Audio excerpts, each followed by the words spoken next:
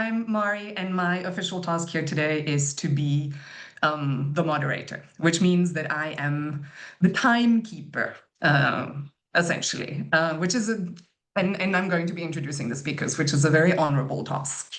The plan for today is that we are going to give the author of the book we are discussing today about 10 minutes to introduce us to the book. For those who haven't already read it, that's going to be useful.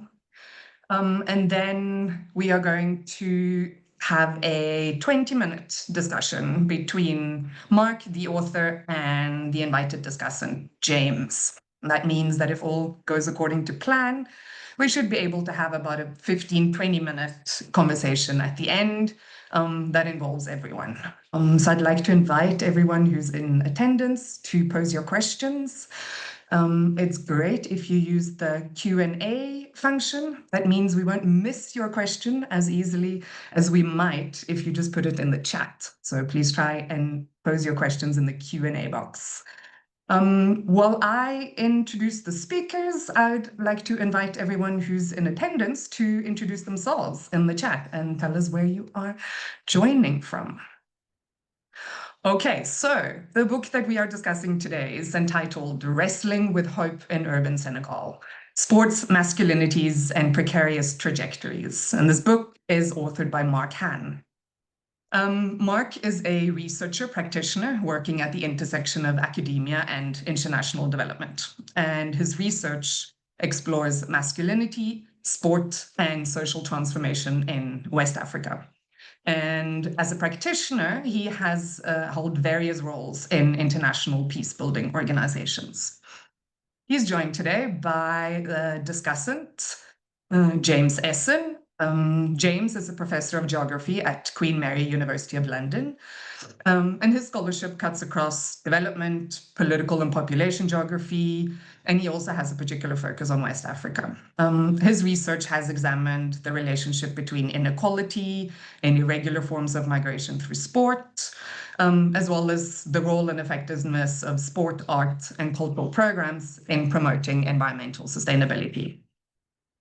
He has recently co-authored a book on African football migration with Paul Darby and Christian Ngruah, and that book you can now read for free, download and read for free at Manchester University Press. Maybe James can drop a link to that in the chat. With that, I'm going to hand over to you, Mark, and say thank you for joining us today, and we are excited to hear you speak about your book. Thank you very much, Marie. Thank you very much for the invitation. Thanks to Christian, Marie, Gerard, James, to everyone who's involved in putting this together. It's a great honor to be talking about my book here as part of the Sports Africa Network and the Sports and Migration Network. I hope I got that right. I'm just going to try and share a few slides, and I'll give a quick presentation to kick things off. So just bear with me one moment while I try and share my slides. I hope you're now looking at a slideshow. All right, so the book that we'll be talking about today is called Wrestling with Hope. It came out of my PhD research, which I did at the University of Amsterdam between 2013 and 2018. And it's based on several years doing fieldwork in Senegal, primarily in the capital of Dakar, following the lives of young men who are trying to make it in the sports of traditional wrestling or football. And I kind of started with the assumption that these are very different sports. One of them, football, being perceived as very global, and wrestling being perceived as quite local. But actually, what I discovered along the way is that both actually have a lot of similarities.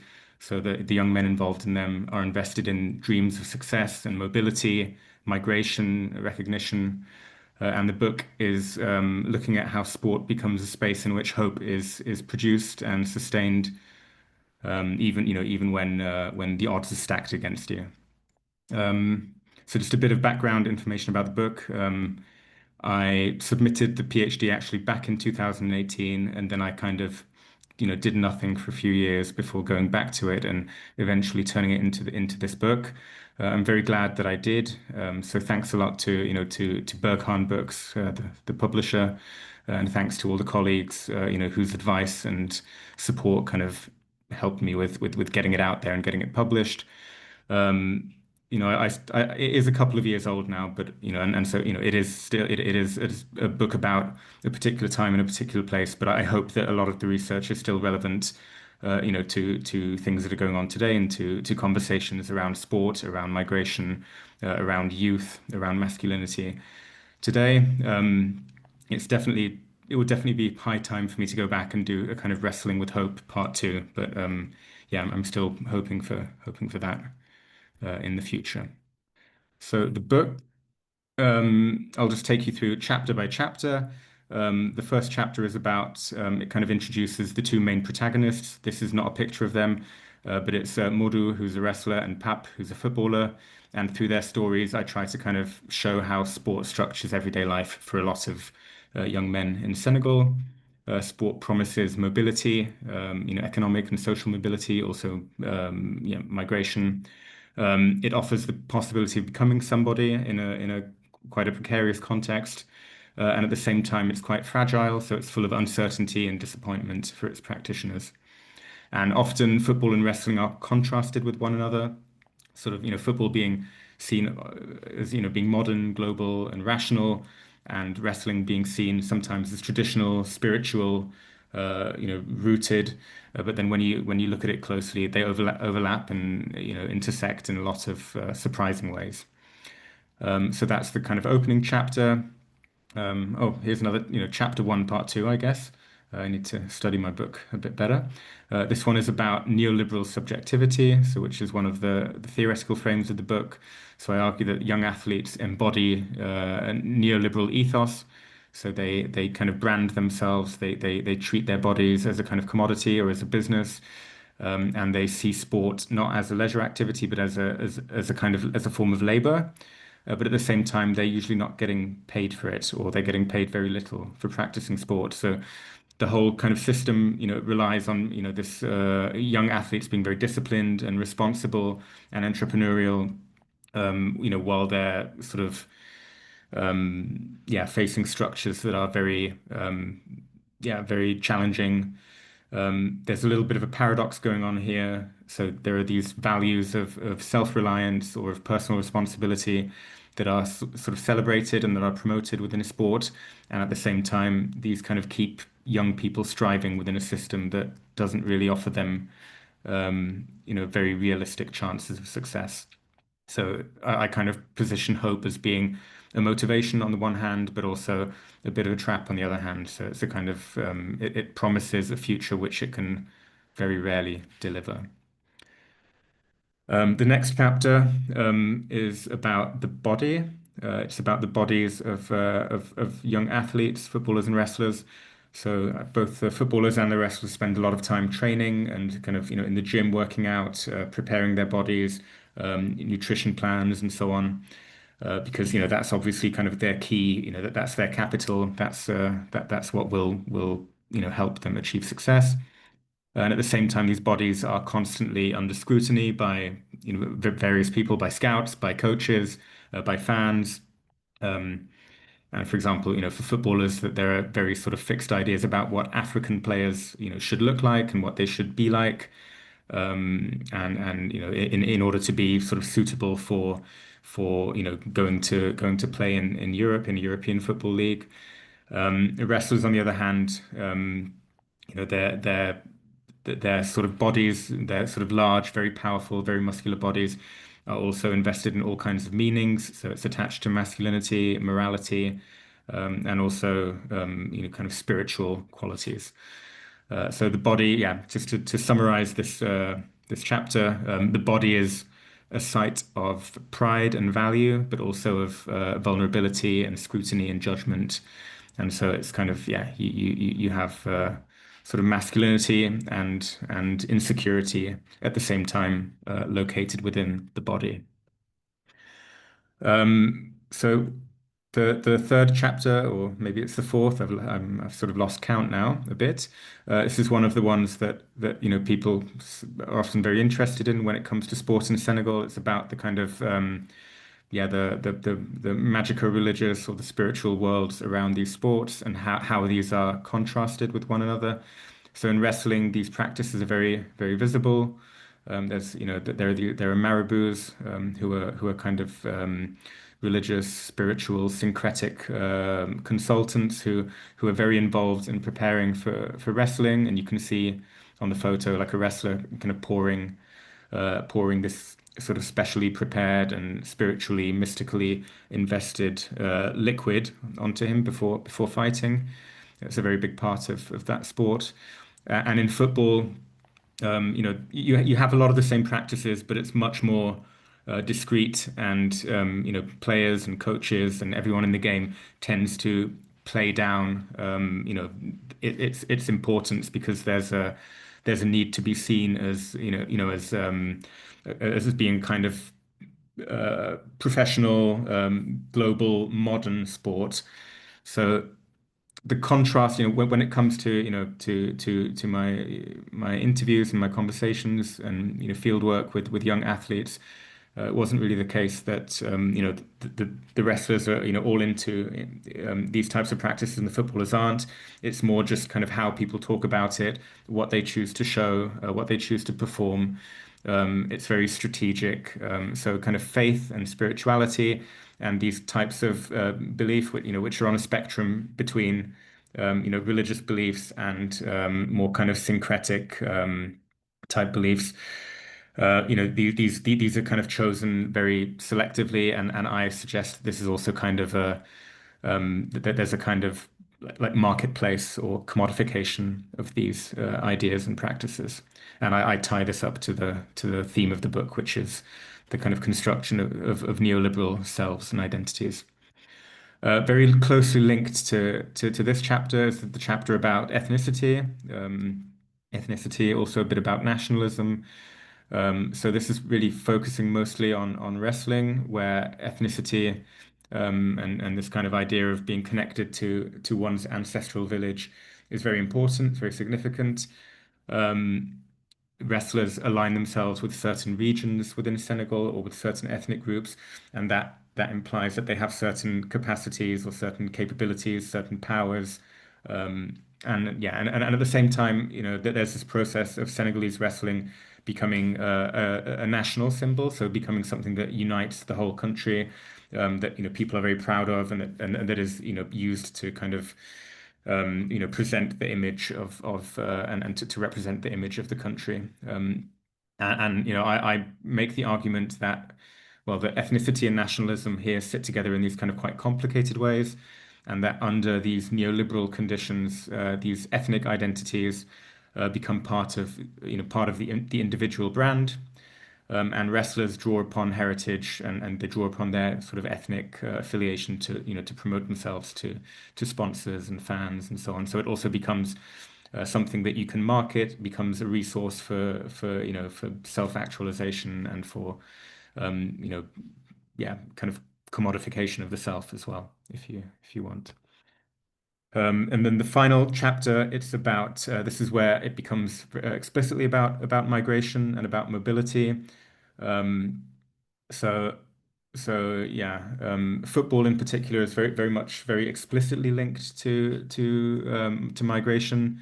There's this idea that to be successful in as a footballer, you have to leave Senegal because the leagues are not they're not very lucrative. They're not very they're not very prestigious compared to other leagues in Europe or in the Middle East. But I found that migration and discourses around mobility also play a very important role when it comes to the sport of wrestling.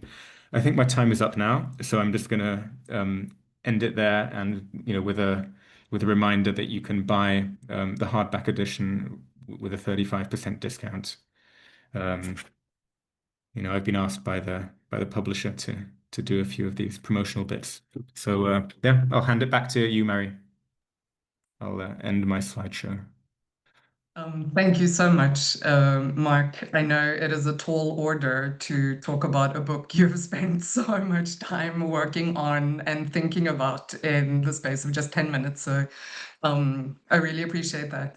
And also really appreciate the fact that you are bringing the book and your work to life by including these photographs, because I think that's something that you do really well in the book. So in addition to being a book that covers a lot of theoretical terrain, like you engage in a lot of sort of academic and theoretical debates in the different chapters in the book, it nevertheless comes across as a book that is deeply empathetic towards your participants, and it really, as someone who's read the book, I can say it in addition to the theoretical depth of the book, it also gives you a real sense of what is going on, and in particular, kind of the life and the experiences and aspirations of both Pap and Madhu. So I really appreciate that.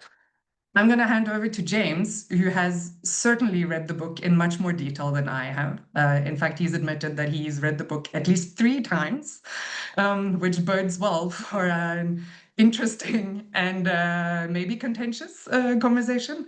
I'll hand over this part of the conversation to you, James. And you guys will have about 20 minutes. So. No, thank you, Marie. And also a big thank you to the Sport Migration Network and Sport Africa Network for hosting this wonderful event and giving me a chance to re-engage with Mark's book. So I won't spend too long with personal anecdotes because of time, but Mark and I go way back. You know, I recently found a picture of Mark and I that's over 10 years old in Senegal, in Dakar, at a conference. And I just want to say, Mark, to see your intellectual growth has been just fantastic to witness from the sidelines, I'll say.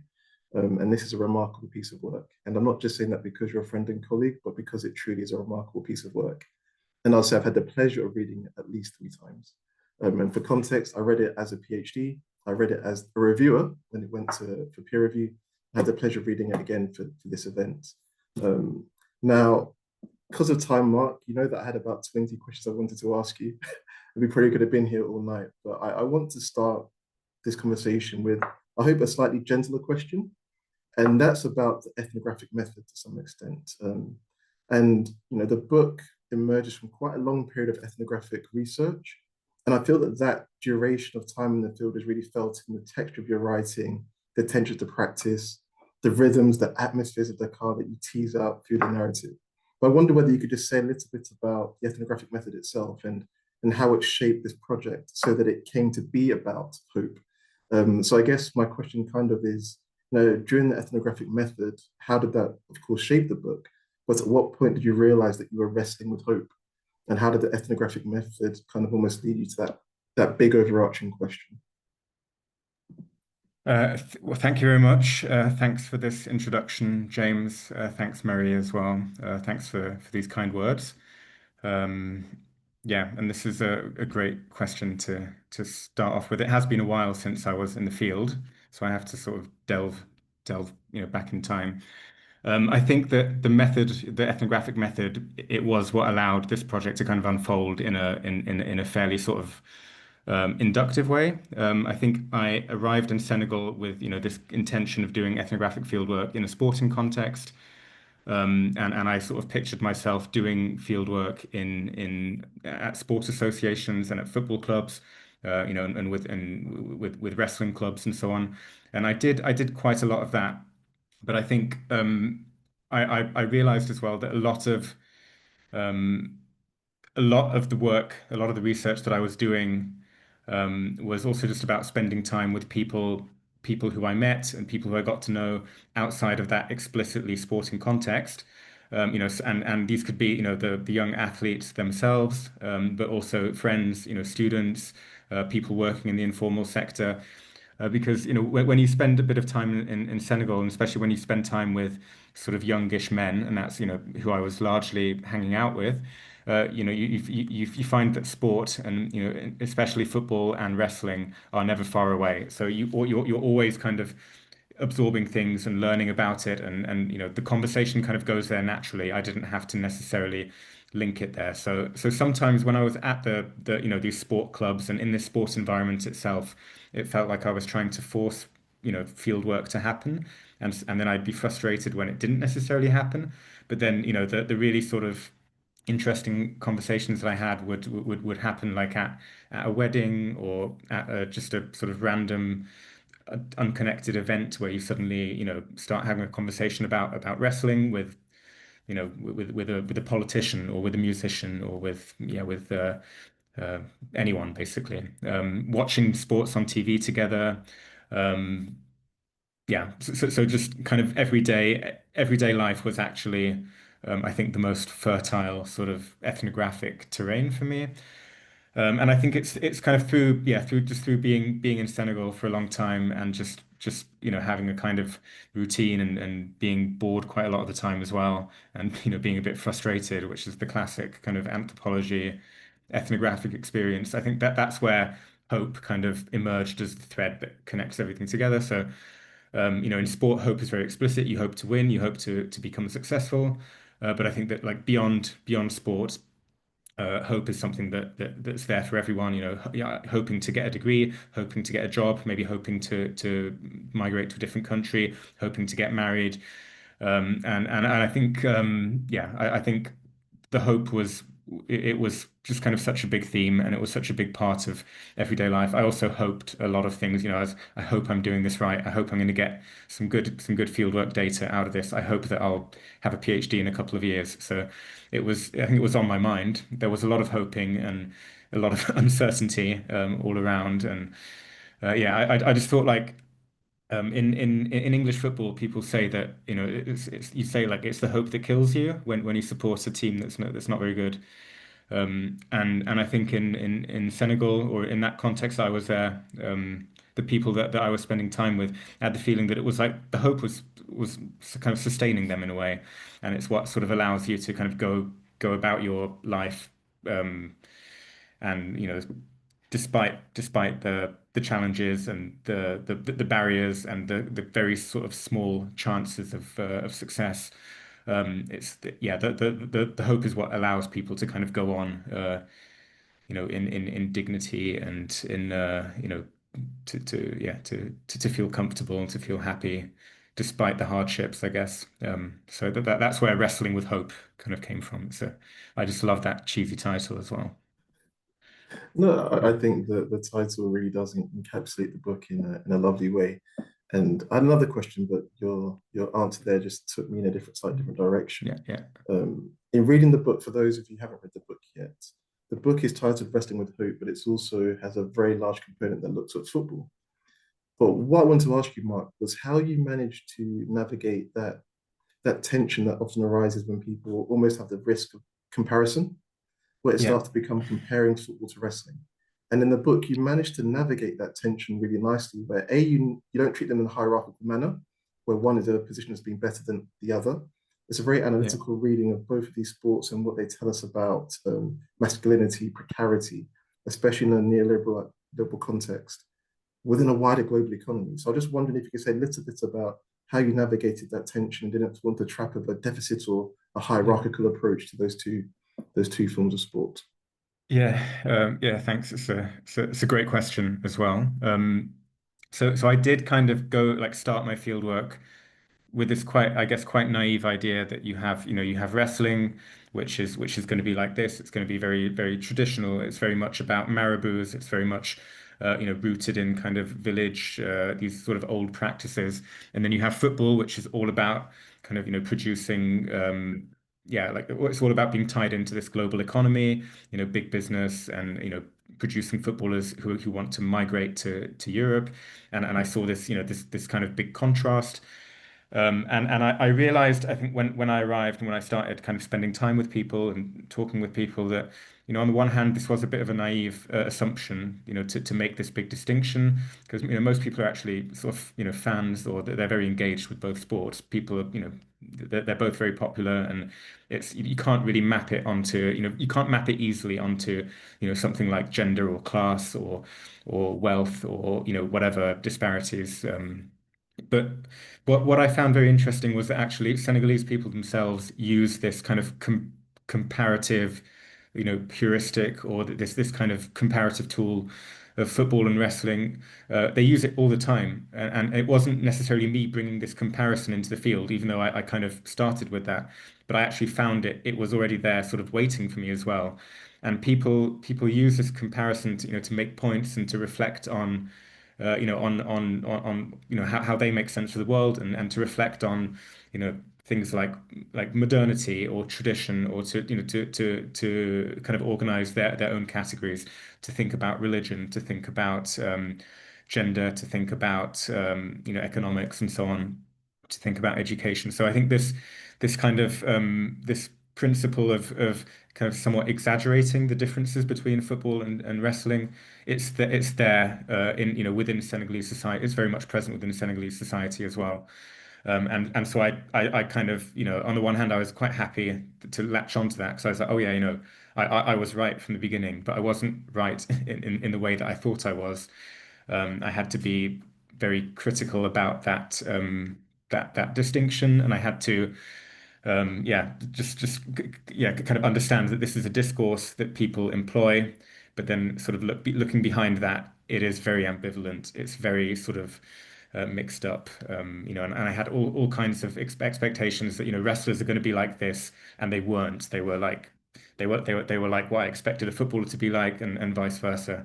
And so yeah, it's um, a lot of kind of confounding your expectations, and then you have to kind of understand that comparison as being a device that Senegalese people themselves employ a lot. And you can't take everything at face value, I guess. You have to also understand that this is it's a comparison which can be exaggerated a lot to make a certain point. And I tried not to fall into that trap with the book, and I tried to be quite conscious of that. And I think that was my strategy. But probably in some moments I failed as well. And that leads us nicely to a question that I was going to ask you, potentially, Yeah. but I probably won't press it now. Was around how how the field changed you, and how you probably went in with certain expectations or hopes of what may happen, and Yeah. how being in the field changed, and how you responded to those moments. I remember there's a lovely part where you're told not to go to the fetish market quite explicitly, and you still manage to find your way there. I'm just Yeah. keen to just hear a bit more about those type of moments where maybe you were taken very far out of your comfort zone, especially because throughout the book you're very open about the fact that you're engaged in anthropology, which has a certain history as a discipline, a very racialized Yeah. discipline, and as a white man from Europe with certain privileges. Even though you had, for those who haven't read the book, Mark got an interesting encounter with a burglar who tried to steal his laptop, and Mark kept the laptop by using his fist. But I'm sure there are other encounters in the field that kind of took you out of your comfort zone. I don't know if you want to just say a little bit about some of those experiences. Yeah, definitely. I think maybe good to start by saying that there are actually a lot of Senegalese researchers who study wrestling. So I think yeah, it's not like I'm trying not to be like the white guy who's coming and sort of like claiming this sport in a sort of very colonial way. There's really fantastic research on Senegalese wrestling in Senegal. But I think most of it is not necessarily taking place in a sort of anthropology context. I guess that's where my approach was a bit different. So there's a lot in sports sciences, but also a lot when it comes to history, of course. The history of wrestling is very widely explored. Also the bodily practice, the kind of the sport itself, but also the kind of the poetics, the literary devices, and all the kind of the praise singing and the griot, the drumming and the rhythms and the dance movements and so on, which are part of the sport. So those are all extensively analyzed, and I think that um, you know it's important to sort of make that clear that this is definitely um, yeah it is a widely studied topic. And I'm very much coming in here with my particular angle, which is, it is that of a white European researcher trying to do a kind of comparative study of these two sports, and to try and link that into this kind of global dimension of sports and migration and precarity. So that was kind of the specific angle that I was coming from. And yeah, I think I did struggle a little bit with that, with how to kind of write myself into the ethnography, into the book, how to position myself. Because obviously, like, yeah, you mentioned a couple of the moments when, I got into, like, I got in a bit sort of out of my depth, getting into little fights or getting into sort of situations that I didn't fully understand or that were sort of a bit beyond my control, and getting into these, especially when it comes to wrestling as well. When you're in the stadium, for example, you can get into these very sort of intense moments. And yeah, I think also just yeah, as a researcher, I had to sort of find, think about how to situate myself and how to position myself in the research. I think when I read the book back now, I realize that a lot of the time I appear kind of in contrast to the wrestlers and to the footballers, and I sort of make, I'm notable through being not very good at sports compared to them. And there's a bit of this kind of like self-deprecation going on there. I think that was my strategy for, how to sort of explain my presence, or how to, yeah, how to present myself, how to justify me being there. Maybe I overplayed it a bit as well, because I think I'm actually pretty good at football. But yeah, I wasn't as good as any of the people that I was trying to play with. So definitely wasn't very good at wrestling. But yeah, I think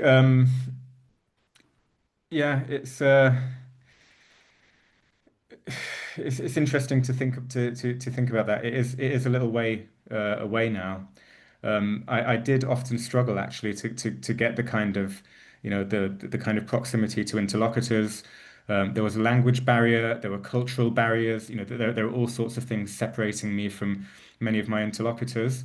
And that was there, especially when we're talking about, young wrestlers. My Wolof wasn't that good. Their French might not have been that good, and we sort of, got by with a mixture of Wolof and French. But then, when I was talking to football managers or coaches, they were usually, then I was sort of more on an equal footing with them. But actually, I wanted to be on an equal footing with the athletes themselves. So that felt a bit, weird and hierarchical as well. And that was also, because I did want to write primarily about the athletes themselves and their experience. So it was a challenge, and it's something I had to navigate, and it made me very keenly aware of my own position in the field. And yeah, and I think also, yeah, that there are some things that separate me from my interlocutors, and there are some bridges that I can't cross, no matter how, how much I would like to. And that's why I think there's also, yeah, it's a specific book from a particular perspective, and I think that probably a Senegalese researcher who is probably a bit better at both of these sports than me, or at one of them, might have done a better job. So that's my that'll be my answer. I hope that yeah, maybe this book can inspire someone who's from Senegal to go and do a better job, and to actually kind of give the yeah give the real picture. I did my best from. As always, being self-deprecating, Mark, I think you did a fantastic job.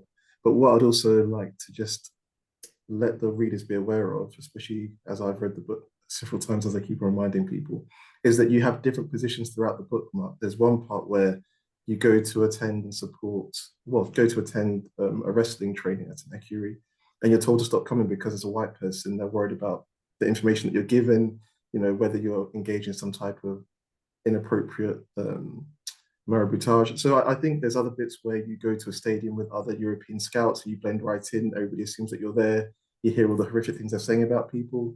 There's other bits where you know somebody who knows somebody, so you end up going in a car to watch the wrestling at the stadium, sitting with the VIPs. Then you also get chairs and all sorts thrown at you. So I think that there isn't one mark in the book, is what I'm trying to say. I think there's multiple marks at different times, because in field work, you do become different people to different, do become a different person to different people at different times. So I think that comes through really, really well in the book. But it does lead me quite nicely to my final question, because I'm conscious of time. And this is a slightly cheeky one, because it's in many ways my own intellectual insecurities being pushed onto you. So I want to talk about the idea of Black masculinity, because this is an area where your book surfaces issues that I've been grappling with in my own work for several years. And I think I've mentioned to you this a few times before, that I think a glaring limitation in my own research, especially my earlier work, was not engaging directly with the idea of racial capitalism and the ways that Black sporting bodies in particular become sites of value, extraction, and projection, almost sometimes all at the same time within the same body. Now, your book, especially because you're looking at wrestling and sport, is able to think about masculinity in ways that I've never been able to do just by looking at football. You had wrestling and football together. And I wondered if you could just say something about, yeah, your experiences of looking at these two sports and what it may tell us about racial capitalism, especially in the context of broader migration regimes and global kind of sporting markets. So I know that's a very big question, Mark. We've only got a couple of minutes, but I thought I'd put that one out there because it's an issue that I've grappled with myself, and I've never really, I don't think, given it sufficient intellectual attention. So I'm now passing that over to you. Yeah, thanks. I think it's a really interesting question. I think it is something that does kind of surface in this book, in my work. But it's perhaps not, I don't know if I framed it as such. I'm not sure if I refer it, explicitly to, to Black masculinity or racial capitalism as my sort of analytic frames. But I think I do write about that, especially when it comes to football. So when it comes to kind of scouting and to how football players, how Senegalese football players are assessed and analyzed. And I think there is, there definitely is this idea of kind of perhaps being exploited or being commodified, being reduced to kind of certain stereotypes that are connected to, sort of broader stereotypes around Black masculinity. So there's this idea that African football players are naturally very strong or fast, very physical.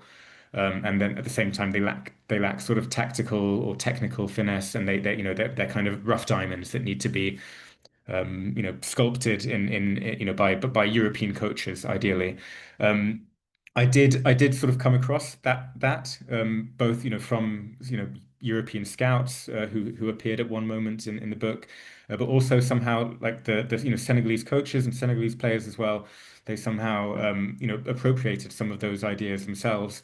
When it came to training and what they have to work on and what's important. So there is this idea that if you're it's about being faster, stronger, bigger than your competitors, and that's how you're going to get noticed. That's how you'll get a trial. And that this like football player type being a kind of strategic, technical, skillful playmaker was far less valued in that context. In the context of football players trying to make it abroad, but then as soon as you looked in the kind of inter-district championships, so which is the more kind of for want of a better word, like local form of football, and it's the more popular form of football actually, in terms of it's the one that you've got different districts or different villages competing against each other. There is a much greater emphasis on technique as well, and on flair and all these things that are some seemingly are not sought after or desirable or valued in African players. So I think that's kind of the football side of things. When it came to wrestling, I think it's less explicit because of course obviously wrestling is taking place in within the Senegalese or within West African environment. So um, I think that there is definitely this notion of pride and I guess a kind of agency as well. I think pride is maybe a good word to describe it. So on being sort of strong African, this kind of strong masculine ideal that's very much African, that's very much a black masculinity. And I think it's something that is yeah, I mean it's something that is coming out very strongly now when you look at MMA. So now in the kind of global MMA world, you have more and more Senegalese wrestlers who are participating. And then if you kind of listen to the discourses around that, if you listen to, if you read the commentary, if you listen to the way that Senegalese fighters are perceived or perceive themselves within the MMA sphere, where they're competing against, other nationalities, I think there you definitely have this emergence of a kind of like this kind of strong, muscular, but also sort of very honorable black masculinity, and there's a lot of pride in that, I think. Certainly among Senegalese fans, supporting Senegalese wrestlers who go into MMA.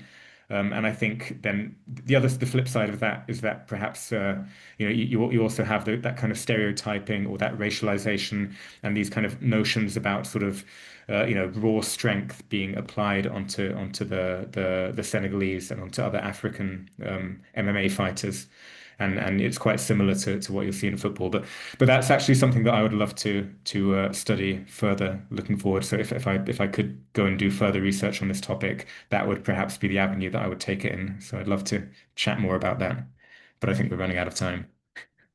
Yeah, I think that is our sign that our time is up. But it's been lovely, as I said, engaging with the book again, Mark, and hearing some of your thoughts on my thoughts. So Marie, over to you.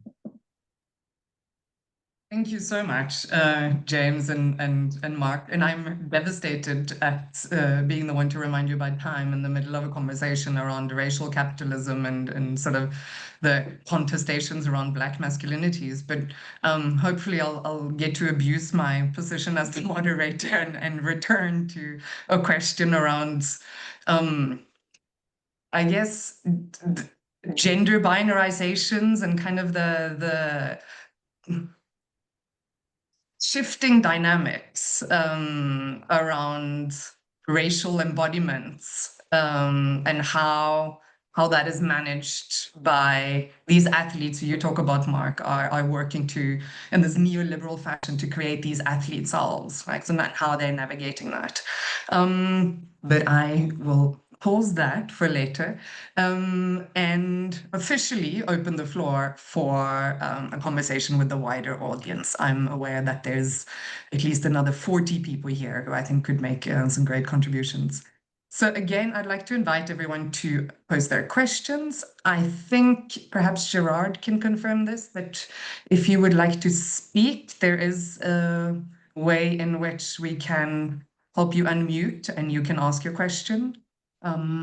We might even have the interpretation up and going. Perhaps you can confirm that in the chat, Gerard, to see whether we are able to take questions in French. I think we can take questions in French, as Mark will be able to both hear and respond to them. They would leave me out of the conversation, but I think that would not be a problem. But let me turn to the Q&A box. So there is a question here from Sheikh Tidiane, and my apologies for butchering your name. And this seems to be one of a personal nature. Hello, Mark. Congratulations on all your work and experiences in Senegal. Have you put your body to the test in wrestling? I remember defeating you in Senegalese wrestling. Have your wrestling skills improved? And then secondly, he is asking a provocative question, whether what you think of mystical practices and whether you have ever resorted to them. I'm going to hand that over to you, Mark, and then we have another question in the Q&A box after. Great. I love these questions. I'm so happy to see you here, Sheikh. It's been a while, but Sheikh was also on my PhD committee, and we spent a lot of time together as well in Senegal, among other places, Prague, in France as well. And he's someone who's helped me a lot with understanding the sport. I regret to inform you that I have not improved at wrestling. If anything, probably I've got worse, which is hard to imagine because I was pretty bad to start with. But I just haven't actually tried to engage in any wrestling for such a long time. So I probably got a bit rusty. But I could still, I could still pack out like a couple of moves like on my younger nephew. Probably I could probably beat my nephew still. He's 16. And when it comes to the mystical practices, actually I did engage in them because I think a really interesting for me, a really sort of instructive part of my fieldwork process was accompanying wrestlers when they went to visit their marabout, and so I became sort of very much part of that process. I was witnessing the discussions. Sometimes I was also participating in the discussions, and then also asked to contribute certain items. So I had to, for example, buy a goat or some chickens, which would then be sacrificed in order for a wrestler to succeed. So yeah, I did participate, and as to my own sort of faith in those practices, I will remain silent on that for now. Mark, for that diplomatic ending. We also have a question from Paul Darby in the Q&A, and he first congratulates you on a brilliant study, Mark, and says that a real strength of the book is the vivid picture that you paint of the deeply rooted, cultural significant place of traditional wrestling in Senegal. And he says it left me wondering about the place of traditional wrestling among the Senegalese diaspora. So, for example, have Senegalese migrant communities taken the sport with them? Have there been efforts to develop a culture of traditional wrestling beyond Senegal that, might allow there to be some kind of ties with home in a transnational manner? Thanks a lot, Paul. Great to see you here as well. Also, go back a long way, and you also were definitely a part of the inspiration of this book. So yeah, thanks a lot. Thanks for the question. I didn't work that much with Senegalese diasporic communities, but I do know that, for example, the Senegalese communities that I know, for example, in London, they certainly do get together to watch the big wrestling matches. It's still kind of a big event. It's something that sort of brings people together. It's kind of part of. It's definitely a very sort of important part of those communities as well. In terms of actually, yeah, bringing the sport or bringing the practice, to Europe, for example, or to other places. I'm not really aware that there has been too much, and I think a big part of that is also that there is this idea that that Senegalese wrestling really is Senegalese, or it really is African, and that it's called le sport de chez nous, which is kind of like our sport. Sunu lamb also means like our wrestling. It's not necessarily something that Senegalese people want to necessarily export in that sense. Although there probably is a bit of tension there, and I think that this MMA thing that I was talking about earlier, that might actually be the vehicle, the way in which Senegalese can sort of export or can share their their prowess at martial arts and at wrestling with the rest of the world, but without kind of compromising that sort of the very importance of it being a traditional sport and of it being a rooted sport and of it being somehow being this kind of this cultural practice, with so many elements to it, that there's there's the singing, there's the drumming, there's the marabouts, there's everything around it that you can't really replicate in the same way. So yeah, I think that probably the presence of Senegalese MMA fighters might be a way of introducing some of that kind of, yeah, that talent to the rest of the world without compromising the traditionalness of the sport itself. I hope that answers your question.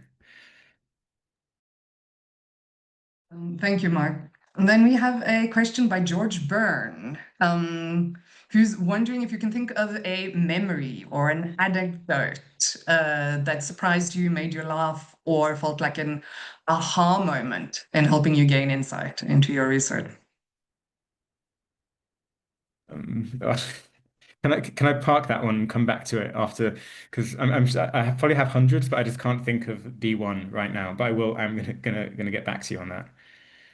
We will leave you to have another aha moment with this question. I'll move on to a question by Francesco Fanoli, who's wondering if you can specify further the comparison between the production of subjectivities in football and wrestling.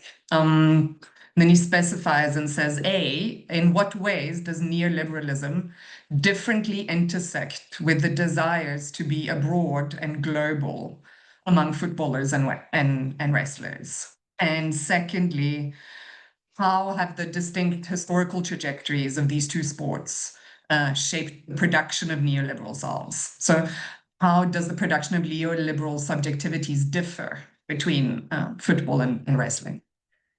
Yeah, that's another great set of questions, really thought-provoking questions from Francesco, who's another fantastic colleague of mine who also works on Senegalese wrestling, and he's also actually wrestled himself, so he's actually sort of much better than me when it comes to the embodied practice of wrestling and analyzing it from that end.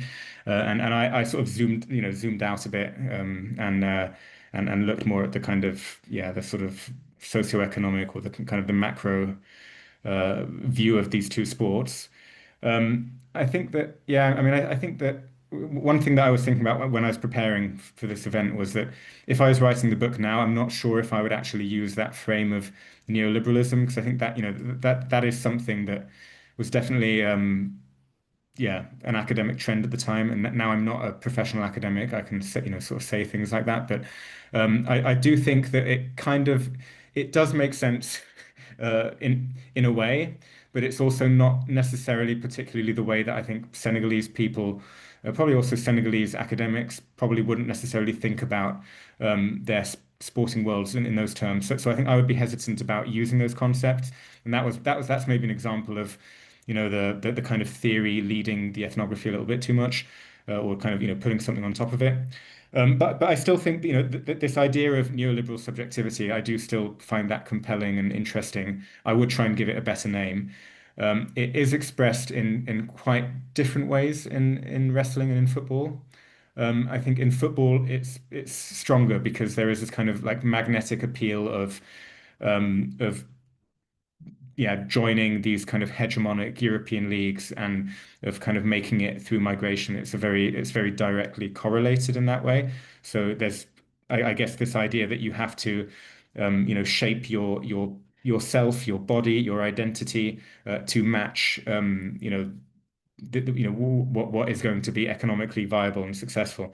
And I think in the case of wrestling, I think I probably exaggerated like the neoliberal qualities of it, for the sake of my particular argument. And I know that Francesco would suggest that there is much more of a kind of community ethos within wrestling, and it's much less individualized. And actually, if you spend time in a wrestling écurie or association, then you'd be sort of hard pressed, I think, to recognize that as being a construction of neoliberal identity. So I think probably, for the sake of my argument, I might have, overstressed the neoliberalness of the Senegalese wrestlers, and perhaps understressed their kind of the kind of community, the solidarity, the togetherness, and that kind of ethos. But at the same time, I think they are both present, and I think that the wrestlers are increasingly, I think with wrestling becoming this kind of commercial sport, and with it becoming a TV sport, with it becoming a moneymaker, just as football is, that there has been more of an emphasis on kind of shaping this, cultivating this kind of individual brand, this individual, kind of stardom, and standing out from the others, and being the best one, and being an individual. So I think that in wrestling you can really find this interesting tension between the collective and the individual. And I recommend reading Francesco's book and his articles on that, because he talks a lot about that. It's really good stuff. Great. Thank you, Mark. I know we have officially passed the 1 hour mark from when we started. But since we started a little bit late, I'm going to allow us to continue. And I can see that Mark has had his aha moment, Yes. and I'm going to hand over to you. But before I do that, I'm going to abuse my power as the moderator and I'm going to follow up on Francesco's question and your response. Because as you're speaking, I was remembering a moment in the book where you're talking about the production of the neoliberal subjectivity in football, but and you're talking about how they're different, and that the football subjectivity appears to be more linked to an sort of institutionalized expectations. All right, so I'm wondering,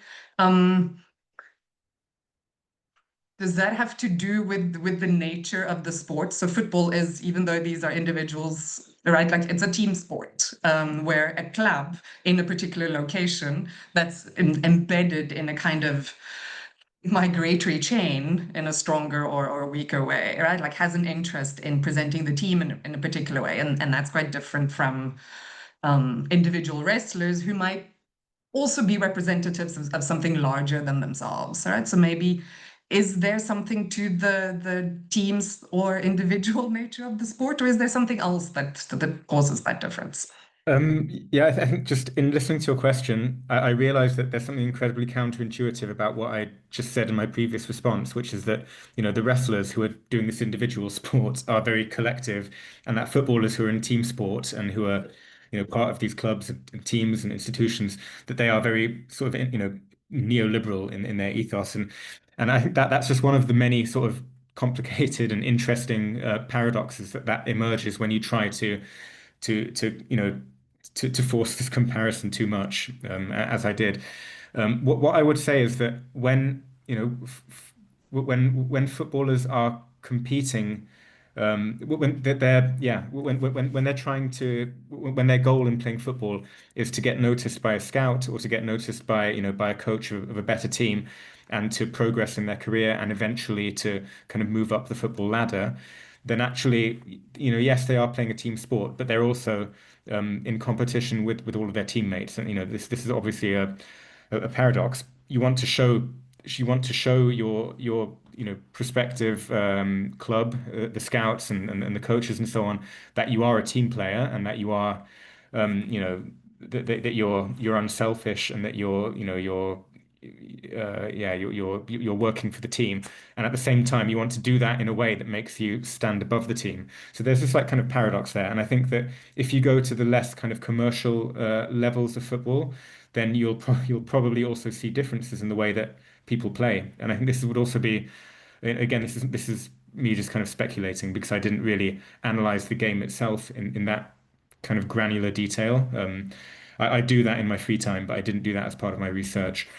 And I think when it comes to wrestling, they are sort of individuals, but to be a successful wrestler, you actually need to have the backing of your teammates, of your association. So they're the ones who you train with. They're the ones they're the ones who protect you, and they protect you, physically, but they also protect you, spiritually and psychologically. They kind of shield you from harmful gazes, and from harmful factors, be it spiritual or be it sort of very, be it sort of intrusive fans or press or rivals or just kind of, so that there is this. Wrestling is somehow an individual sport, but it's very much anchored in the team, in the association, in the what's called the écurie. And football is a team sport, but the business side of it makes it very individualistic. And yeah, it's this very interesting tension there. Can I get back to my aha moment for George? Please, Yeah, please. George is a good friend of mine, from way back. We studied anthropology together. And yeah, my aha moment, I think, I hope you'll like this one. So this goes back to what I was talking with James, about sort of being kind of confounded in my expectations. That I kind of met these wrestlers, some of the wrestlers who appear in my book, and I won't mention which one, who it was. But then, they presented themselves to me as, being this very sort of traditional, very traditional guy, very, sort of down to earth, very into, into his kind of ethnic identity, into religion, following his particular brotherhood, being very devout, being, a very good man. And then I remember just, one that I had this aha moment, probably a couple of months into my research when he and another couple of friends decided to take me out, to town. We went to this nightclub, and then it was just kind of, yeah, it was all kind of like these huge gold chains. They were wearing totally different clothes. They looked like, yeah, they looked like rappers. And we went to this club, playing, kind of music that was absolutely, like contemporary music and not and not Senegalese music. So more like American music, hip hop, R&B. And then they were sort of like dancing and looking in these mirrors and like dancing with all these girls. And I was like, wow, like this is not what I expected. Yeah, that was a bit of an aha moment. And I think that sort of provoked me to that made me realize that you know, this idea that wrestlers are like going to be like this and footballers are going to be like that. I need to seriously rethink that and reconsider that. So that was, yeah, that's a kind of funny aha moment that I remember. Also, I was totally out of my depth in that club in more ways than one. So, yeah, good memories. Thank you so much, Mark. And I think it's a nice place to end the conversation for today, with that emphasis on the complexities and the paradoxes. And I think, you know, in perhaps a little bit in defense of the neoliberalist frame that you were applying, that seems entirely sort of to fit with that context of complex and yeah, dynamics that are often in tension with each other. Right? Also, in how you were talking about how these athletes navigate racial stereotypes in ways that both restrain and enable. I am going to officially end the conversation and the Q&A there today. But I do want to say thank you, Mark, for sharing not just your book with us, but also insights into how you went about writing the book, but also talking generously about how we might also change our minds, and with hindsight and with writing and thinking further, our thinking develops, right? So I really appreciate you picking up on that. And kind of contributing to this way of thinking about academic work that doesn't lock us in one frame or one discipline or one theoretical perspective.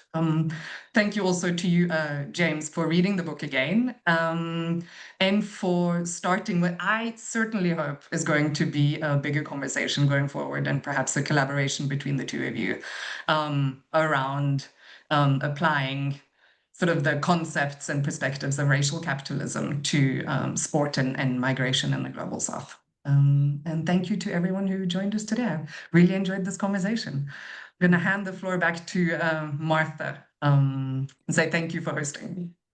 Yeah, and I just want to say thank you really quickly to all the participants today, to the Sports Migration Network. Of course, we represent also Sports Africa, and then the African Union Sports Council for the interpretation. We hope that everyone will log into those websites. Christian talked about sports migration earlier, so we want you to join us and continue these conversations. Christian, any final words? No, just say thank you to all of you for participating, for an engaging discussion. I really enjoyed it, and I'm looking forward to more of such collaborations between the networks. Yes. All right. Thank you. Thank you very much. Bye-bye.